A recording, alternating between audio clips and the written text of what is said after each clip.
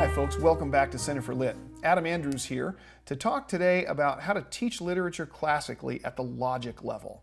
Remember, in previous videos we're talking about what it means to conceive of the grammar level, the logic level, and the rhetoric level in a classical approach to literature.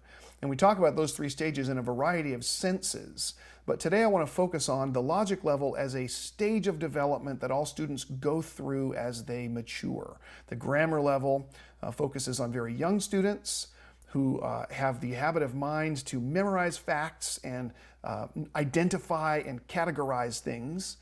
The logic level is characterized a little bit more by the urge and the interest in seeing connections between things, being preoccupied with cause and effect, challenging the reasons for things, being argumentative and interested in debate and wondering why things are the way they are. As a classical lit teacher, we take advantage of this developmental stage by turning their attention to the structural elements of fiction and encouraging them to ask these sorts of questions of a work of literature. For example, just to distinguish the logic stage from the grammar stage just a little bit, a very young student at the grammar stage of development will be encouraged in a classical approach to identify details of the story and put them in categories. For instance, categories on the story chart. The protagonist belongs, this character is the protagonist and belongs in the protagonist bucket. This event from the story is part of the exposition stage of the plot. Here is the climactic moment of the story. Identify the details and categorize them for us, you grammar level student. At the logic level, we move beyond that a little bit. And as I said, taking advantage of the logic level student's habits of mind and inclinations, we encourage him to ask the kinds of questions that he's asking about the rest of his life. Not what bucket does this particular detail belong in, but how does it connect with details in the other buckets? For example, how does the underlying conflict of this story contribute to tension in the rising action? We ask them to make an explicit connection between a rising action stage of the plot and the events that are going on there and the underlying conflict that's driving this story forward. We ask with respect to climax, for example, not only identify the climactic moment of this story, but relate it now to the underlying conflict. We teach them in the logic stage that every climactic moment in a story is connected to and even resolves one or more underlying conflicts. There's a relation between those two details. We encourage the logic student to discover what that relation is, to think about it, and to wonder how those two things might be connected. We also ask them this question: how does the climactic moment of this story resolve that underlying conflict? What's the nature of the connection?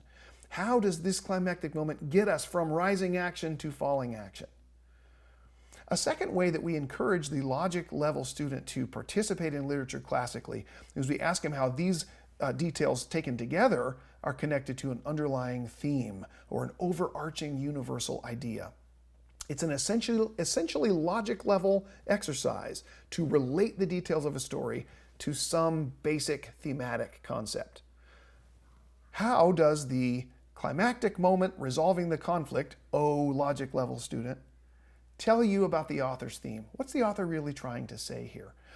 The early stages of thematic analysis of literature belong in the logic level as we teach literature classically. One final element of the particularly logic approach to teaching lit classically is to talk about worldview. To relate the thematic conclusions that we've come to by our structural analysis of the story to the author's philosophies and ideas more generally, information that we can gather from research about the author or from reading the author's other books. We start to ask questions with logic level students about what this author believed about the world. How did he conceive of the relationship between man and nature, of the relationship between man and God? Are these philosophies and ideas and perspectives, do they emerge from his other books? And how does their presence in other books that the author wrote compare to their presence in the book under study?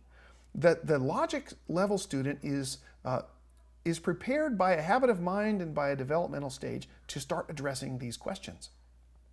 Later on, when we get into the rhetoric level, we're going to push this worldview analysis a little bit farther, and I'll talk about that in a future video. But for now, it's enough to teach literature classically at the logic level by encouraging students to make connections both between the elements of a story, conflict, plot, climax, character, and then also to relate those things to the theme of a story, so thematic analysis, and then finally to relate themes to worldview issues, to relate the thing that the author is saying in this story with things he might be saying more generally and in others of his own works.